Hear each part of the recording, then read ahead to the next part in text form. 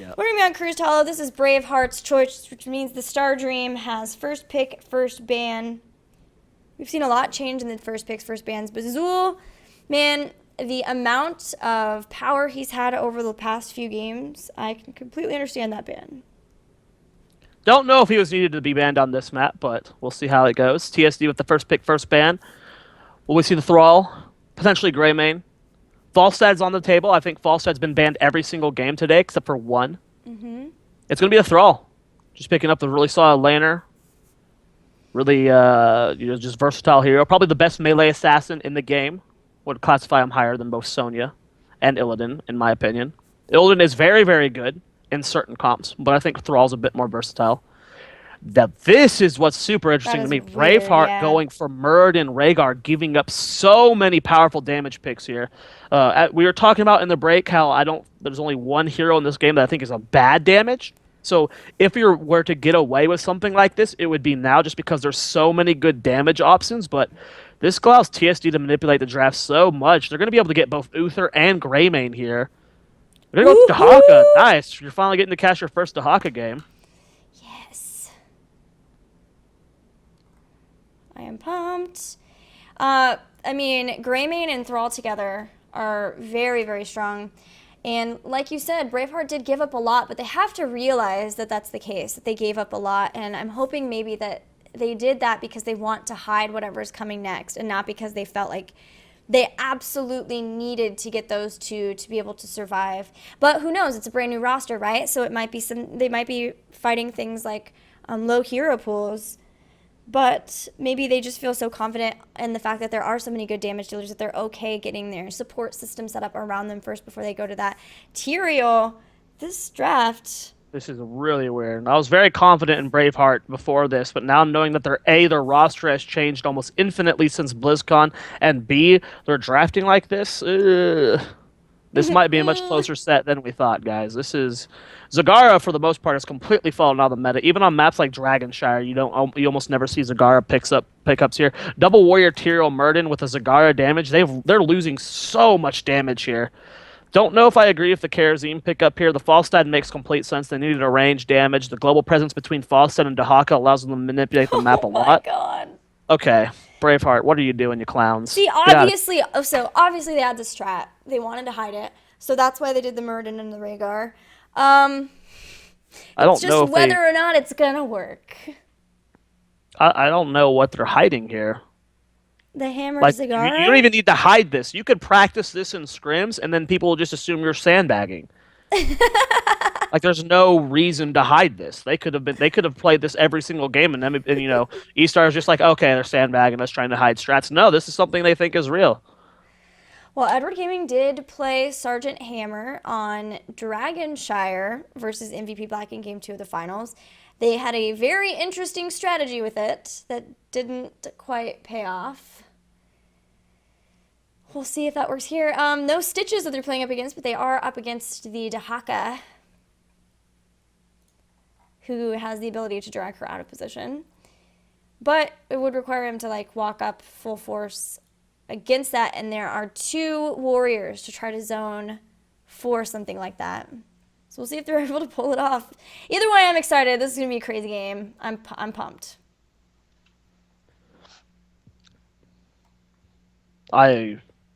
Yeah, that's one way to look at it. I love It's not just the norm, man. Get excited for something crazy. Okay. I said okay in reading a Skype message that I should respond okay to. I wasn't saying okay to you then. I just saw the message, said okay instead of typing it to them. So that was a really it's 6 a.m. people. You can say okay to me too. Okay, Gilly. Whatever you think, girl. If you think Zagara and Hammer has a chance, you know I'm just what? excited to see some different strategies, man. It's fun. It makes it fun to cast at 8 a.m. after casting since 5 a.m. That's all I'm saying. I love casting, games that are probably going to be a 4-level lead at 8 a.m. too, because that means the set's over quicker. I'm all about that life. Well, there's also that, but I just like seeing some variety. Well, let's see if it works. Makes the games fun. This draft is way too specific with the Muradin Rhaegar first rotation, the Tyrael Zagara, and that hammer. This is not just like some random heroes thrown together. They've got something planned with this. Yep. Let's see if it'll work out. Again, Dahaka Falstad, lots of global presence. We'll see how well it's going to work here. Well, the game is loading. Cursed Hollow, the first match in this best of 3. And here we have the blue side, the Star Dream, TSD with Kite playing Dahaka, Wings on Thrall, again playing Karzim, Monk, Monk on Greymane, and GD playing Falstad. And their opponents in red, it's Braveheart. We just saw their sister team not do so well, but maybe they can pull out with this crazy strat here. Exia playing Zagara, Chu Jian on Muradin, Nan playing Tyrael, Mai on Rhaegar, and QMV74 playing Sergeant Hammer. Perfect. I would love to interview these players and ask them about their names. That is the thing I want the most. Because that's just a crazy name. Big push here in the top lane as there are 3 members immediately showing. I love how Muradin is hiding. Oh, no, he does end up revealing himself as the dive does happen onto Rhaegar. But this is a pretty powerful siege. Tyrael's going to have the struggle of a time rotating between bottom and mid, if that's what the case is. But no, it does look like Muradin is going to rotate to mid to soak that lane. So it will be a tri lane up here. I think that's the best option. You know, there's no potential of a roam squad at all with this competition. Wow. Okay, Greymane. Even if there was no situation would that have been worth it. Even if he got the kill, Tyrael did secure a kill or get killed by Thrall on the bottom. But even if Greymane got that kill on the hammer, there's no reason to suicide like that. The push would still be super strong, even with Zagara and Rhaegar. And Falstad is having to go back. Yes, he could fly in very quickly. He's trying. Here comes Dahaka, though. Kite's coming in. Immediately has to move back. What is happening here? He immediately loses half his HP. But here comes the rotation. They do scout it out coming, and they with the Muradin flank on the Karazim, and they are able to back out of there. So good heads-up play coming from Braveheart. So, by the way, Dahaka has picked up Enhanced Agility. We're collecting 50 Essence, permanently increases movement speed by 1.5% up to 15. So, we'll be looking to try to build up those stacks, fully building up Essence before, needing to use it to heal so that he can get that enhanced movement speed later on in the game. Just be a complete terror for their opponents. But this early game is not letting up for Braveheart as once again Sergeant Hammer sieging back into this top 4. I am being told that the game sounds are actually non-existent right now. Oh, I keep forgetting. I'm sorry, guys. I'm so used to Gold League not having sounds. Yep, just keep bringing it up to us, guys, in chat, and we can fix that. It's as easy as the click of a button or a mouse. Well, you know what? It's a little bit harder because I have to actually click and then drag the mouse, but it's something that I still can do. That is a little bit more complicated, guys, so bear with us as we have to deal with that, guys. Yes. Going into level 4 here. TSD, because of the kills in bottom lane, we're able to get a slight experience advantage as well as Tyrael is struggling to deal with the Thrall. So yes, there was a big push in the top lane. Wasn't big enough to get Braveheart a significant lead as kills are 1-1 now. This is where we're going to see what is Braveheart's real plan. Is going into these tribute fights with a very slow rotation here from Hammer. They're not going to be able to contest with the Sergeant Hammer. There's actually a gank on Hammer in the top. I wish they would show it. It doesn't look like they're going to get her. Yeah, she's going to be barely avoid the Dahaka. See if his teleport is up as well as Falstad can fly down. This should be an easy contention. And there he is. Dahaka does show up. Yep, Falstad even here too, and Sergeant Hammer is still in the top. Dwarf Toss keeps Muradin safe, but now realizing this, they've got Sergeant Hammer on top. They're just trying to delay as long as possible, but when you do that strategy, you can't lose people like this. They lose Zagara. Nan is going to also fall. He'll be able to come in with Archangel's Wrath and deal some damage, but I wanted to point out that Zagara picked up Corpse Feeders at level 1. So they are fully committed to that early game push. Unfortunately, losing the tribute though and losing out this presence in the bottom lane, TSD are going in. They get a root on Rhaegar, but not feeling very confident about trying to fight underneath the fort, and with good reason. But still, Sergeant Hammer once again gets hit. The global presence from TSD really paying off here and trying to slow down this aggression from Braveheart. Stormbolt misses there. That's going to allow these two members from TSD to end up surviving. And yeah, it would just made no sense for Braveheart to contest that last tribute. If the plan was to leave Hammer up there the entire time, with them knowing that both Dahaka and Falstad could show up at any second, and having only one damage dealer without the Sergeant Hammer, there's just no reason to ever have contested that. And it's fine. You can give up multiple tributes. The last time we casted Curse Sala earlier today, I don't remember which team it was, but they gave up the first two tributes and contested the rest of them after that, just because they knew levels 1 through 7 they had a disadvantage when it came to the team fight. You can go ahead and opt to do that, but they still tried to contest without Hammer, which was a mistake. This time Hammer is going to rotate down though. Yeah, this positioning's a lot easier, but TSD realized that she's going to be on her way there. Hits thrusters, but Wings coming around from the side makes it an easy pickoff on Sergeant and Hammer, and now without that, you see Zagara immediately moving just back down to counter the soak from Falstad, and that will be another free tribute going to TSD. Falstad versus Zagara. Burden going for a gank in the bottom there, playing very patiently with how he wants to engage that. Rhaegar going to go ahead and rotate up to the top and maintain this soaking here. And despite the damage they took, I mean, it's very impressive that TSD is ahead in experience, utilizing those kills as well. The split push they had with the Thrall in the early game. And this gank in the bottom lane. This Murden has been sitting here for an hour waiting for Falstad to overextend, but he is not doing it. He is being as patient as he can. Chinese push meta. Sergeant Hammer joining the fray. Here comes the Murden. A barrel roll means that GD will stay safe from that. Super standard talent so far. Cleanse is the choice for Karzim, though. No Echo of Heaven. Sergeant Hammer's in trouble. Gets taken out again. Too far up, and even Zagara will go down too. Murden Dwarf tosses away, but once again, the global presence, the rotations from TSD have constantly been on top of Braveheart. Now they're going after a boss. A tribute is spawning too. Dahaka could potentially just go up there really, really fast. In fact, Falstad's going to be the one to fly in there, and he's going to be able to grab that. That's a curse with a boss for TSD. Yeah, I mean, I'm not surprised at all. Like, what can Braveheart do to stop any of this? Their composition just lacks so much damage. Doesn't have any control at all until they hit level 10. This is just a really interesting draft that is not being played well enough to have influence in this game. TSD is just given full control to do whatever they want. There's no stopping this until they have heroics. So really good shot calling coming up from TSD to realize that they're able to get this monster push here in the bottom. And I love the fact that they're pushing with the boss, because it's going to take almost no damage when because of the curse. And when the curse ends, it's still going to be a basically full health boss. If they can secure kills 11 versus 9, I mean, look at this boss. It's still healthy. They're going to get this kill here. Murden almost goes down. Still doesn't have Avatar. They're going to try and stop this push, but because the structures aren't shooting it, this could be a 7-minute keep, Gilly. Right. We saw Dahaka even teleport in to the bush. They're looking to try to get one of those kills you talked about. Sergeant Hammer's trying to siege up, and the Devouring Maw gets a couple of people, but in the midst of that, Sergeant Hammer goes down. The Palm trying to keep Wings alive a little bit earlier on, but still doesn't matter. He stays alive. Judgment hits Thrall. Murden is taken out. Only Rhaegar is this game?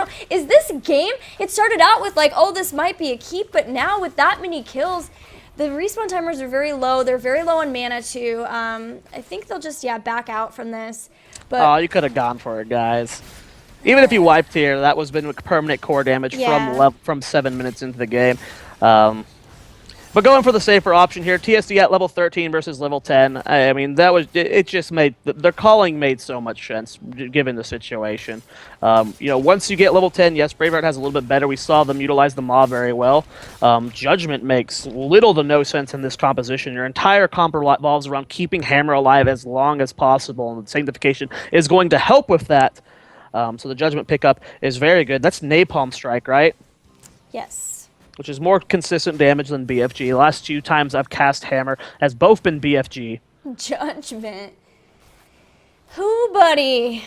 I miss the days of Judgment, but I'm not sure that it's going to be able to bail Braveheart out here. Down 11 to 13. The Stardream dragging Rhaegar back, trying to buy his team time to get here, even using Isolation on him, and Monk is here to go after him. They take Rhaegar down. Yep, really well done. Sundering comes out to catch Hammer with nice Feral Spirit to get on top of him. Do they have the damage there? No Sanctification to save him. He's going to end up going down. Judgment has been used. Will it be enough to help with the kill? Nice Gust to just kind of pin him against the wall. A 3-for-0 exchange there. Very easily executed because without Sanctification, with Rhaegar being killed there for no Ancestral, how do you keep anyone on this team alive? Can we talk about how weird it is that Monk is not playing Karazim? Yeah, that's a little weird. It's like when you see Lex Uther not playing Uther. I know, it's awkward to me. It kind of throws My you off. brain is like, Oh! Monk. What? I figured out the hammer's name. What? You know how it's like quick match well, I just kind of spoiled it. QM V74. It means he's a quick match player version 74. What's It explains so much. TV74. Quick match, terrible version 74. Poor QMTV74, who has been playing Hammer and having a heck of a time doing so. Sieging up now to try to deal damage, but they're already opening this up to maybe make it so that, oh, Monk going in, and the Ancestral Healing does not keep Zagara alive. Nice palm. Yep, the palm keeps Monk alive, and they are continuing this assault, but they're starting to get fairly low. They're letting the boss move in now. It's still very healthy. They've been able to tank a lot of this damage so that the boss can go full on to the keep. Ancestral Healing this time keeps Murden alive, but Sundering comes out and pushes Murden back toward the team. Judgment trying to slow down so that they can't allow Murden to get away, but they're going to lose Tyrael because of it. With Archangel's Wrath, does quite a bit of damage to, again, he can stay in the back and heal himself up, and that is yet another keep down. Only one keep remaining now for Braveheart, and TSD are 16-12. 2 keeps in 10 minutes, Gilly. I know, man. This has been the most one-sided set we've had. We've had a lot of pretty, well, no, E-Star had probably night one a more one-sided set, but this is close. This is just very brutal, and I can't even question the individual play of the Braveheart members. It's all in draft. This draft is just, it makes no sense. This could potentially work on a, like, no, it can't. This draft just has no value at all. They have no synergy between the heroes, especially with the heroics they picked up. So I can't even say that Braveheart is playing bad individually. There's just no value to this draft at all. It's very unfortunate. So I don't know what they can do to get back into this game. I mean, they'd have to land a money maw that goes into some insane 5-0 exchange. Yeah, but even when they did get a good maw, they still, like, Hammer was sieged up and died really fast. Like, their ability to just, like, get on people with Greymane, Dahak is in there to drag them around, and like, it's just so difficult for her to ever be able to siege up and start doing damage. Like, yeah, they have 2 warriors, but they still just can't even protect her to let her do what she wants to do. Now we have a tribute spawning. It's still 16-13. All of Braveheart are getting the heck out of dodge, and Mighty Gust comes in to start slowing down. A great Sundering to follow up, but Nan hits the Eldarin's Might to go over the wall, and they stay alive, and that's nice. At least they burned those 2 heroic abilities, but even still, this is a boss going to core. Keep not here to slow it down. And this is going to be tough, Zoya. Yeah, there's no stopping this push. 13 versus 16. Boss full HP and 1 catapult to help with it. Judgment comes out, going on to Karazim here. Not going to be able to... Oh, that's Greymane, though. He's cutting back. A good maw helps out a lot, and Zagara's not going to die because of it. They do pop out immediately, though, trying to keep themselves alive. Tyrael is dueling Greymane and actually losing to him in the 1v1, and Greymane's going to secure that kill by himself. Murden's going to fall as well. Sergeant Hammer very far forward. The Ancestral connects. Can he get inside the base? Good body block from Dahak, and he will live, but the boss still half HP. Core at 30%. GG. TSD in a insanely one-sided match, and I know I've kind of harped on it already, but it's the draft. There's no way you can break down individual play. There's no way. The Sanctification probably would have helped more, but would not have changed much. It's just Zagara and Hammer, 2 very low damage heroes right now in the meta. With the nerf to Hydralisk, it doesn't take much to take that down, as his HP wasn't nerfed. He just kind of auto it a few times, especially with the Thrall. He pops Wind Fury and the Hydra's immediately gone. There's nothing that Braveheart could have done with this draft to make... Like, they would have had to gone like Nidus or something. Something crazy and just cheese for this to work, and even then, I don't think so. So they did. They tried this crazy comp. Didn't work. Do we see them have, like, try to pull something else out of their sleeve? Is this, like, something that this team is going to prioritize? Or is it something where they just did one game, it didn't work, now they go back to a standard composition? We'll have to see, as, like we mentioned before, this is pretty much a brand new team. Only Exia being the remaining member for Braveheart. So we're just kind of learning about what style of play this team will bring, but thus far, it was a crazy style and it didn't work. Yeah, hopefully they draft more normal.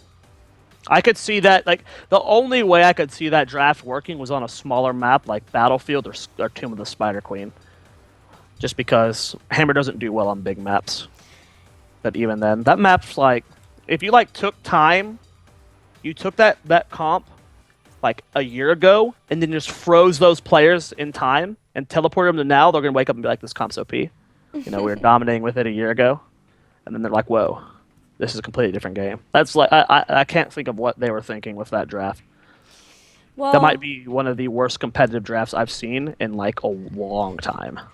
I think they I were know I'm hoping. being really harsh right now, but this is the top 8 teams for China, and like that is not. They are not doing their homework or something. There's no world that that draft worked in. I think they were hoping that it would be Like they're because it was AFK, Curse their opponents Hollow. just in their base sitting Can there. I talk? Like it's Curse Hollow, and they're like they're thinking, okay, well, it's gonna be fine because we will be pushing in one lane, and they'll be surprised, and it will take them time to rotate to us to be able to do anything with it. But they let like Falstad went through, and they had Falstad, and then they had Dehaka on top of it. So anytime they tried to push in somewhere and do that in the early game and get that early game advantage, it just wasn't there. Like even with the Corpse Feeders talent, like it was obvious they were banking on being able to take out structures in the early game and get a lead that way. But with the global presence that they had, that TSD had, it wasn't enough. You know, way behind. Or maybe they were banking on being AFK. Sure, that's fine too. Yeah, I just don't even if you remove Dahaka and put like any warrior and remove False and put any damage, I still don't see that comp working. That's just it's just a really, really weird comp. Oh, it's top 11 teams? Oh, I guess there are 6 per group, huh? Okay, so that makes a little bit more sense. For some reason, I thought this was top 8. I don't know why, because I know the groups. It's 12 teams, 6 teams per group. So yeah, you are right, Iseja, that the 11th place NA team would probably be similar. I think I'm more caught off guard because it's Braveheart. But But it's like, a brand new team. it's a completely new Exia. roster. That's it. Exir plus like 4 players that had no stats about them. Right. And now, one of those poor players will have a Sergeant Hammer loss on that stat screen. Feels bad, man.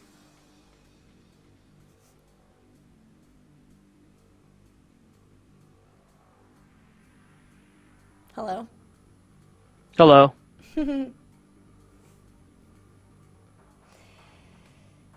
Um, any thoughts on maybe if Braveheart gets map pick, what they would want to do instead? They picked Cursed. I wonder if they'll want first pick this time. I have no idea what Braveheart could be thinking, to be honest. Ooh, 12-month sub. Thanks, Eurosven. Thank you. Hurts. It's a long time to be subbed. I think 12 or 13 is the longest. Because I got partnership last March. Nice. Yeah. Okay, oh yes, TSD did ban black cards. Why does that checkmark say? Oh, that's black. Okay. Bheart made me think Blackheart, so I was like, a checkmark by Curse Hollow being a Blackheart pick? It confused me. That means Braveheart pick. Got it. So TSD is taking us to Battlefield of Eternity. This is a map that composition would have much more value on because it's smaller, allows Hammer to be a little bit more mobile. You can get a good siege position if you have Sanctification and Emergent protecting the Hammer. You can do some crazy things with it. So maybe they were just confused as to what map they were drafting on. Because that comp would make more sense here than any other map. But they picked that map. Braveheart did. They picked Cursed. So I don't know, maybe it's something that like worked in a scrim and they're just like, yeah, it's game number 1 of a best of 3, let's just try it. But unfortunately, they are now on the ropes for this first match. I like their t-shirts. Yeah, man. Those are neat. Braveheart. I like those polos. Their standard Braveheart polos. Those are neat. They're neat. Why does it say Cursed Hollow? I don't know. It's wrong. It's Battlefield of Eternity. Last map was cursed. We'll see what Braveheart's going to ban this time. Last time they banned Illidan. This time they're denying the Falstad. I hope they know that they're playing on Battlefield. I hope so too. I think they probably know. TSD banned Zool in the last one, but they are going to throw out the Illidan ban. Yeah, I think that's fine. Yeah. There they go. They did change the icon, so it is Battlefield of Eternity. Zool. Will it be the first pick here? I don't know if he's first pick priority on this map. There are a few maps that I can say he is definitely first pick on. I don't know if this is necessarily one of them. So I'd like to see Thrall or Sonya here. Even a Greymane. This is Greymane's best map. I mean, like, clearly Greymane's good on every map, but if you're going to first pick Greymane, it should be on this map every time. There it is. His siege image on the Immortals is just too good. Yeah. Now, TSD, they have Sonya and Thrall available too. Could do something like that with a support. There's the Thrall. Could also try to get their warrior. Yeah, Thrall Sonya, Thrall Rhaegar would be good. There's Rhaegar. It's tough on this map. It's a tough decision. Do you want to lock in one of the best two supports, which is Rhaegar and Uther right now, or do you want to lock in one of the best siege damage? This map's all about that siege damage, so it's a tough call between Thrall and your support or Thrall and Sonya. But you should leave Braveheart to going either Sonya Muradin or Sonya Uther. But no, they're going to go with Sylvanas instead. Sylvanas is great on these maps. We're starting to see her get a lot of priority on maps like this one, Battlefield of Eternity, and Infernal Shrines, maps that you have a objective that pushes with you. Right. And it just exponentially increases the value, especially on Infernal Shrines, but on this map too. Having the Sylvanas can turn what would normally be just a front wall into a fort. Right, exactly. I mean, that even goes back to the Haunted Mines days. Sylvanas was basically broken on that map because of her ability to push with the battleground objective. So it makes a lot of sense, especially with her rework, the fact that she is a little bit more viable now to add that too, and like be able to bring her back into those types of compositions where you're planning on being able to get more value out of those battleground objectives like that. They also picked up ETC. We now have the next bans, and with the ETC pickup banning Muradin, and an Uther ban for TSD makes a lot of sense as well since they had Rhaegar. I don't know if I like the Li Ming pick here. I think I would rather see a Sonya. Letting Sonya go to Braveheart is really risky. You want to because draw Sonya if you together? Thrall Sonya Vala would have been great for this map specifically, and then it allows you as your last pickup to go Tyrael as your warrior. Maybe you have Thrall, Sonya, Tyrael on this map with a solid hero like Rhaegar. You should win every immortal phase. So I think it was a big mistake to go Li Ming over the Sonya there, because then it also gives your opponent Braveheart Sonya Greymane, which is by far the best siege damage here that you could have as a duo. I think if you're second pick on this map, if you can go Greymane Sonya, you'll win the map no matter what. It's just there's just way too much siege damage. Malfurion pick's a bit interesting to me. We saw that on this map last time. The solo support Karazim just couldn't keep anyone up. Right. So I guess you have to go it in this situation. I think Morales is still slept on a bit too much in the other regions. But interesting drafts. I mean, with ETC Sonya, you could probably feel pretty comfortable with Morales, but there's still always the potential, like, with Sundering. Sundering's always pretty scary for a Morales player. Yeah. That is true. But you have a lot of appeal for him. You have an ETC who can just really just sits on top of the Morales and can get like a power slide into Mosh Pit if they collapse on her, which would be pretty good. Joanna pick's interesting to me. I still think the Tyrael would have been better even with only the Thrall. But Joanna does have the harass potential when it comes to the Immortal Race. Yeah. You can walk over and blind the enemy team, Her which really disruptions is hurts really slower good. dashes. She can also condemn, like, pull people off, try to pull people into stuns and stuff. Her disruption's, like, very nice. And then she can always iron skin away if she needs to. This is a much this is like almost like if you were to show me the draft from last game and the draft from this game, I would say that the Braveheart are completely different teams. This draft from Braveheart is significantly better. This is Whoops. probably with how the draft went. They picked almost every single slot the best hero available. So I mean, it's just like any team that has like this one random comp that they just want to try to see if they can get kind of a crazy free win by freaking out their opponents, making their opponents like be confused. So it just didn't work out for them. They are one down, but yeah, coming in with a much more standard composition, and we'll see how it's going to work out for them as we go into game number 2 on Battlefield 3. Music, man. I'm like fine, and then it's like like freaking out. yeah, for those asking, NA qualifiers start in 3.5 hours. I just got done talking to Heyoka. There will either be 3 or 4 streams. I'll make a Reddit post before the event that'll have all the stream links. It'll be, I think, J-How will have a stream, and Vernum will have a stream, and then we'll have a stream, and then maybe DJ Tyrant will have a stream. Here is TSD with Kite playing Johanna, Wings on Thrall, again on Rhaegar, Monk playing Vala, and GD playing Li Ming. TSD, the Star Dream, up 1-0 over their opponents who are in the red. It's Braveheart. In a second, there we go. With My King playing Malfurion, Nan on Sonya, Y74 playing ETC, Chujian playing Greymane, and Exia on Sylvanas. I think that's Lightning Bond for Rhaegar. What's that level 1 talent on Joanna? Oh no, is it not Night Takes Bond? That is Reinforce, and that gives her block stacks when she uses her abilities. Okay. I think that works versus this composition as ETC gets immediately taken out here. Braveheart going really ham here and getting punished hard. They're going for the chase on the Non, and he will go down. Yes, the Rhaegar with the Feral Charge does get him. Greymane's kind of just running circles here in the middle of the map, and he's going to go down. 3-for-0 exchange right out the gate. And here we are.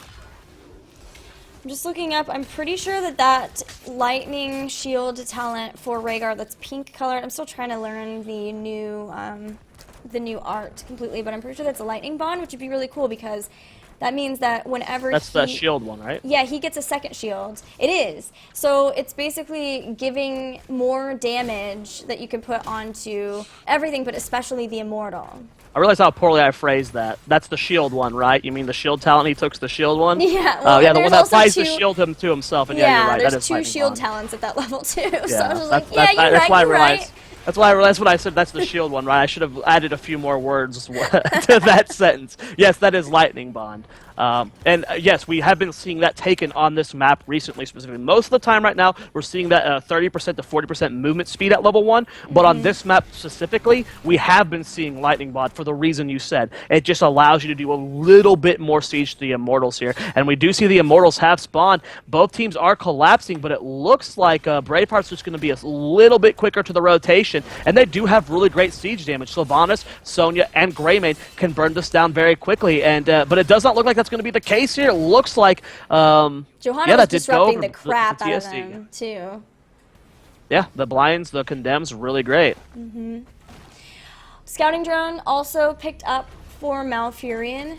That will help a lot with the vision around the central area. It can be pretty tricky because of all of the vents and just the fact that it's wide open central area. But that will be TSD getting the first Immortal. It's pretty low on shielding, but still, every time that you can get that versus the Sylvanas, because like you talked about before, having her be able to turn off structures when you're pushing with the map objective, just being able to take that away from your opponents has got to be a great feeling here for this first phase. This is the Vala build I like to call the K1 Pro build. He was the first player I saw do this. This is where you go the multi-shot talents at 1 and 13. You get the range from composite arrows at 1. You get the slow from frost shots at 13, which allows you to do, catch people out of position, get those slows that can secure a few extra picks. And you still do good spread damage with strafe at level 10. But then the problem with Vala in the past was it was just too much spread damage and not enough AoE damage. And that's when Manticore and Searing attacks at level 4 and 7 come in. Allows you to do a lot of single target damage, which is not only good at bursting down a Sonya, but good at sieging down an Immortal. Right, and that is always key on this battleground.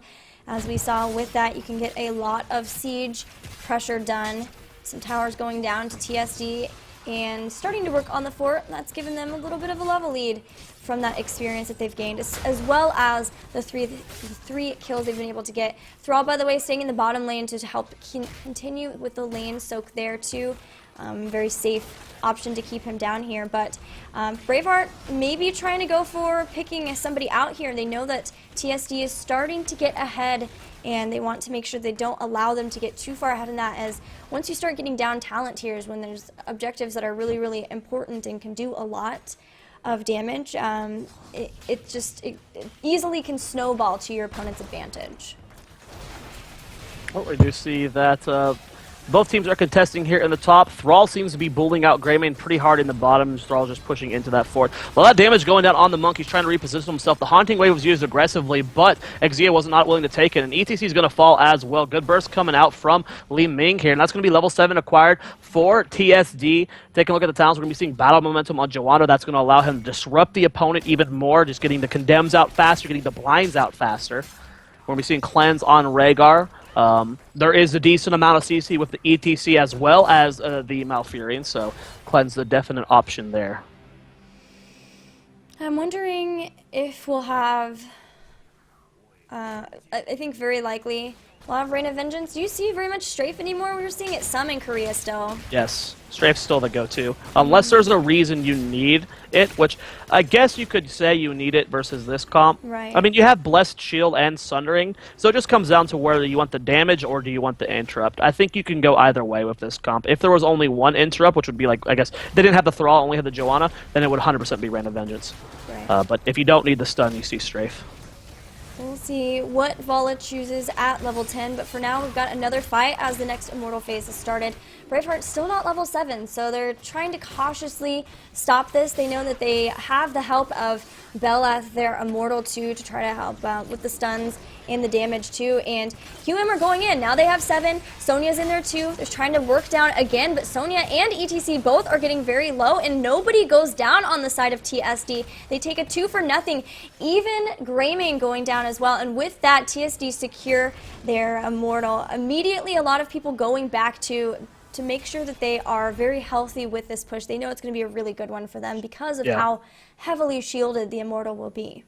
Yeah, this is a really big push coming out from TSD. Yes, they're going to be a little bit late to the party, but like you said, they're all out of mana, half of them were out of health. They needed to go back. Actually, most of them are going to get down here just a half second late, so it was really good timing on that back. They're definitely going to secure themselves level 10 before this Immortal goes down. All they need to do is get this minion wave and clear out the structures. Good siege so far coming out from Braveheart. A nice condemn, and ETC's actually taking a lot of damage. Feral Lunge does come in there. Can they secure the kill? And Li Ming gets a double kill out of nowhere. ETC and Malfurion fall. They secure themselves level 10, and there's still shield standing on this Immortal Gilly. They can probably get this. Is that Falling Sword?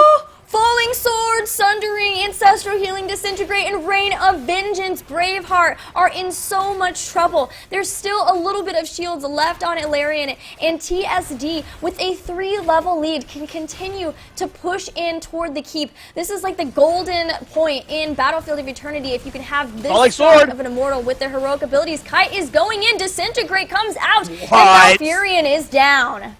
They immediately kill off Malfurion. The Immortal's still healthy. Can they push with this still? They still have they still have a decent amount of mana, but no, they're going to go for the safe option. Oh, I would have loved them to try and go for core there. 7 minutes into the game, with Mouth dead, they might have been able to contest this. That was cool. Falling Sword. We saw the damage burst onto Malfurion. The follow-up poke, all it took was one single combo from Li Ming, and Malfurion got annihilated. Oh, Monk getting caught by Sonya here does end up getting... Oh, okay, that was almost cool, and then she realized it was 5 versus 1 and just kind of died.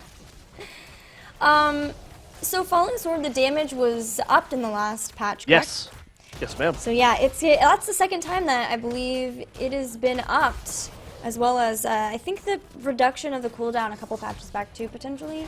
It's kind of hard to keep all of the patches straight, but either way, yeah, a lot more potential. There it comes again onto Malfurion. He gets behind the gate this time. I feel like he's just using it just to use it at that point. There was no follow-up from his team. He wasn't gonna solo Malfurion. He was just like, yeah, I took the Stallet. I want to use it again. I mean, there's definitely I don't get to use it this much. So there's something to be said for like the morale play, right? Like, hey, look what I can do with Falling Sword. What's up? You can't do anything, kind of thing. I don't know. But it's pretty awesome either way. Battle Momentum's going to be up very soon, too. So, you know, you can You can't get away with that. Level 10's finally here for Braveheart. They're getting their hooks. It's going to be your favorite ability in the game, Gilly. What? Oh, like that? That one? It's, So I guess, we've got people jumping all over the place this game. no stage dive, though. We'll be seeing Mosh Pit. Everything else being pretty normal here. So I'm assuming Heroic Leap was taken. When the devastating Falling Sword comes in, you can get yourself out of there with a click of a button. Well, also, we see some teams do leap into Mosh Pit, like the leap to stop them and then Mosh to come in and make sure they have the right spot. A lot of heroics being used, nobody down yet, but TSD are clearly winning this fight as they take out 2 members. One more, yet another. The leaming resets, take out every single person, and what do? Do they push across the map? They have a keep down. Looks like they just want to go for the safe plays here. Yeah, by the time they actually got the core, because the death timers are so low, yeah, then a Braveheart would be up. So this is the smart option. You force a phase swap. Your Immortal still has 2,400 HP here, and you know you're still in an advantageous position when it comes to getting this. This should be almost a full. This should be a full health Immortal here for TSD, and that's basically checkmate. Swag. I totally agree. This is a super swag play from TSD. I'm loving it. And that is a fully shielded Immortal. Going to be pushing down that top lane toward that final remaining keep for Braveheart. And Braveheart, they want to look for the fight now. They see Kite, they dismount him, but they know that they need to really be able to do much. They want to try to wipe them or at least get several members of TSD down before it's the Immortal plus all the members, but they did not find it. Parting Rage picked up just to add a little bit more damage once she Falling Swords in. Trying to do some damage to this Greymane. All heroics are up for TSD. Still no Mosh Pit or Tranquility from Malfurion. And if Malfurion dies in the next 14 seconds, that's going to be really bad for his team. He's going to need to have that Tranquility to stay alive. No Ice Block just yet because he is level 13. The front wall's already down. Falling Sword's coming in. It's going on Malfurion and Greymane. He's on top of them. Leaming Burst not going to connect with them, but instantly, just from the Joanna damage, Malfurion's half HP. He gets hit by the Immortal, and it's going to go down almost to this Joanna alone, and it's forced to pop Tranquility. They get the turnaround kill onto Vala, but Greymane diving too deep is going to fall down. Sonya's going to get eliminated as well. This is so bad for Braveheart. They've already lost 2 of their members. Looks like Sylvanas is completely isolated. Leaming should be able to secure this kill with the Rhaegar. That's going to be a 3-for-1 exchange. Nope, complete wipe. Immortal's still fully healthy, Gilly. 11 minutes into this game, and we're going to have it end here. What destructive play coming out from TSD. Yet again, TSD with that 4-level lead at 16 to 12. They look very, very strong for coming out. I mean, really, game number 1, like you said, draft related for sure, but even in this game, the draft looked a lot better for Braveheart. But we mentioned it, they're a completely different team, so it's, for me, 2 different, like 2 new teams coming in, and TSD, the much stronger of the 2. Absolutely. That was really just great execution. I love the Snaps Falling Sword pick. I don't know if I saw it correctly. Did Falling Sword in that second fight next to the Bruisers, did Falling Sword interrupt Mosh Pit? That's what they were saying in chat, yeah. I didn't. Okay, I didn't want to say anything because I didn't 100%. Like, I saw Mosh Pit get interrupted. I wasn't sure if it was the Falling Sword that got it. So, really cool play coming out from the Joanna. The Joanna is allowed to, if the Joanna sees the power slide coming in, she can just immediately cast the Falling Sword and land right on top of where it's happening. So, I mean, that was just, it allows her to be more aggressive, allows her to be cool defensively as well, like Blessed Shield already is. I don't know, it was a really cool play. Yeah, I mean, even with the Reign of Vengeance, really they had so many different ways to interact with Mosh. He got the MVP! Joanna! That makes me happy. Congratulations, Kite. The Reinforce Falling Sword Johanna meta has begun, my friends. He deserves MVP after that game. That'll be it for us for today. Just to recap, Edward Gaming beating Zero Panda 2-0. X Team beating Braveheart Super 2-0. And TSD just now defeating Braveheart actual 2-0. It's not actually, like, that's not on their team, but this is like the official Braveheart. Well, they're both official. Like the #1 Braveheart team, I guess. But that'll do it for us for today. For Gold League, in 3 hours, we will be starting the stream for the DreamHack Austin qualifier #2 to see what 2 teams will join Tempo Storm and Team Naventic at DreamHack Austin in May. Here are the match and map scores, guys, by the way. The last 2 days was Group A, where we did Group B today and will be tomorrow, too. And yeah, I'm really looking forward to the DreamHack Austin qualifiers. I think it's going to be really fun. And it won't be like a two-day thing for one qualifier like it was earlier this week. We Yeah. will go Entire all the way qualifier through. ends. Yeah. Entire qualifier ends today. I don't know if the signups are listed yet. I mean, the signups are listed. I just don't remember where they are, so I can't list up the teams here, guys, for you, unfortunately. Sorry about that. But yeah, we'll Probably be back. everyone you think of. The top teams will still all be there that weren't qualified. Everyone but Naventic and Tempo will still be there. And they were seeded too, surprisingly. It originally said no seed, but they seeded the top 8 teams, which is cool. And there's been roster changes since this weekend as well, as across multiple teams. The most notable one would be Sray going from PPST to Blaze.